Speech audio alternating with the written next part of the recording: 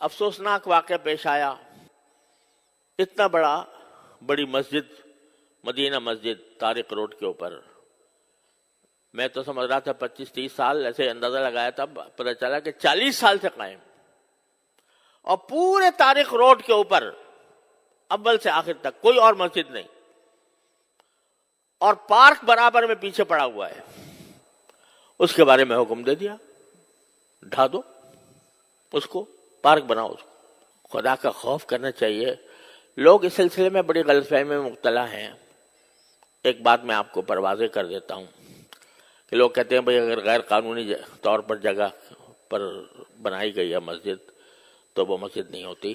یہ صحیح بات ہے، لیکن اس کا مطلب یہ ہے کہ ایک تو اگر کسی کی زمین پر جہاں جائز قبضہ کر کے مسجد بنائی جائے گی وہ بالکل ناجائز ہے، حرام ہے وہ. اسی طرح اگر کسی سرکاری جگہ پر بنائی جائے گی تو بھی اصل بات یہ ہے کہ نہیں بنانی چاہیے. لیکن صورتحال یہ ہے کہ ایک اسلامی ریاست میں حکومت کا فرض ہے کہ وہ ضرورت کے مواقع پر مسجدیں بنائیں. اس کا کام ہے یہ. الذین ان مکناہم فی الارض اقاموا الصلاۃ. اللہ تعالیٰ فرماتے ہیں کہ جب مسلمانوں کو اقتدار نصیب ہو تو پہلا کام ان کا یہ ہے کہ نماز قائم کرنے کے لیے جگہ بنائیں، نماز قائم کریں. تو یہ حکومت کا کام ہے.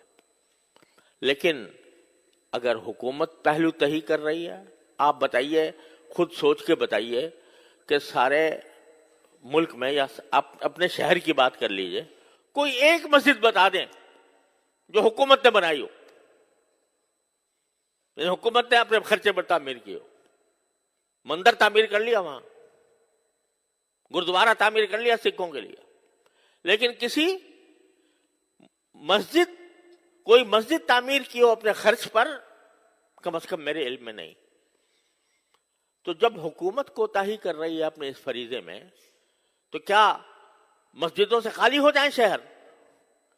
اس صورت میں اگر مسلمان کسی ایسی جگہ پر جو کسی کی ملکیت نہیں ہے، سرکاری ہی صحیح، وہاں پر اگر وہ مسجد تعمیر کرتے ہیں یہ ان کا فریضہ ہے.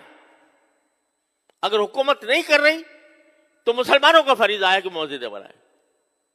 اب اس جگہ کہیں دور دور تک پورے شہر پورے اس میں مسجد نہیں تھی، اور پھر بھی ایسا نہیں ہے کہ ویسے ہی قبضہ کر کے راتوں رات مسجد تعمیر کر دی گئی ہو. واقعہ یہ ہے کہ وہ اس کے لیے انہوں نے سوسائٹی کی اجازت لی، بلڈنگ کنٹرول اتھارٹی سے نقشہ پاس کرایا، اور اس کے بعد وہ مسجد بنی، اور 40 سال سے چلی آ رہی ہے. اور آپ کوئی بھی جا کر دیکھ لو کہ ہر 5 نمازوں کے اندر ہزاروں نمازی نماز پڑھتے ہیں، اور جمعہ میں تو کوئی ٹھکانہ نہیں، وہ چلی آ رہی ہے. آپ کہتے ہیں یہ پارک کی جگہ تھی. ارے بھائی پارک کی جگہ تھی، 40 سال نظر نہیں آیا. جن لوگوں نے این او سی دیا وہ کیسے دیا، اور جن لوگوں نے نقشہ پاس کیا وہ کیسے پاس کیا؟ آپ 40 سال کے بعد آ کر کہتے ہیں کہ یہ غیر قانونی ہے. اور میں نے وہ فیصلہ دیکھا جس فیصلے کے تحت یہ بات کہی گئی ہے. افسوس ہوتا ہے کہ اتنا بڑا مسئلہ، اور مشکل سے میرے خیال میں 20 سطروں میں لکھا گیا ہے، 22 سطروں میں. صرف اتنا ہے کہ کمیٹی کا ایک ممبر ہمارے سامنے پیش ہوا، اور اس سے ہم نے پوچھا کہ بھئی اس کی کیا قانونی کوئی اجازت آپ کے پاس ہے؟ اس نے کہا جی میرے پاس تو نہیں ہے. اب ایک ممبر ہے کمیٹی کا، کوئی صدر بھی نہیں، سیکریٹری بھی نہیں، مسجد کا متولی بھی نہیں. اس سے پوچھ لیا، اس نے کہا جی میرے پاس تو نہیں ہے. کہنے کا معلوم ہو گیا کہ کوئی نہیں ہے، لہذا اس کو 1 ہفتے کے اندر ختم کر دو. تو بڑا افسوسناک قسم کی بات ہے.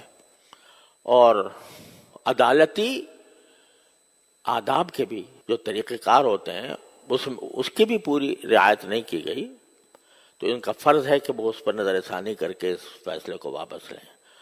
اور اس کے بارے میں آواز اٹھانا یہ صرف علماء کا کام نہیں ہے. ہر بات میں یہی بولیں بھئی مسلمان بھی تو ہیں، وہ ہر مسلمان کے ذمہ ہے کہ وہ اس بارے میں قانون کے دائرے میں رہ کر، قانون کے دائرے میں رہ کر، لا قانونیت ہم نہیں چاہتے.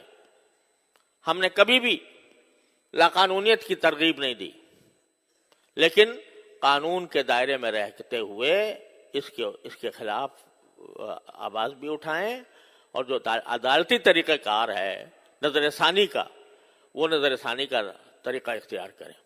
تو یہ ہر مسلمان کا فرض ہے. تو یہ نہ سمجھا کریں کہ جب بھی کوئی برائی ہوگی تو بس مولوی ہی بولے گا اور باقی کسی کی ذمہ داری نہیں ہے. ہر فرد کی ذمہ داری ہے. اور اگر یہ سلسلہ چل نکلا مساجد کو گرانے کا تو پتہ نہیں کہاں جا کے اس کی انتہا پہنچے گی. تو اس کو خیال کرنا چاہیے. اللہ تبارک و تعالیٰ اپنے فضل و کرم سے ہمیں اس امت کی جو اصل خاصیت ہے کہ امر بالمعروف اور نہی عن المنکر، شریعت کے دائرے میں رہ کر، اور الحمدللہ ہمارا قانون بھی اور آئین بھی کوئی اس کے تحفظ دیتا ہے، تو اس کے دائرے میں رہ کر اس کے بارے میں جتنا کسی مسلمان سے ہو سکے وہ کرنا چاہیے.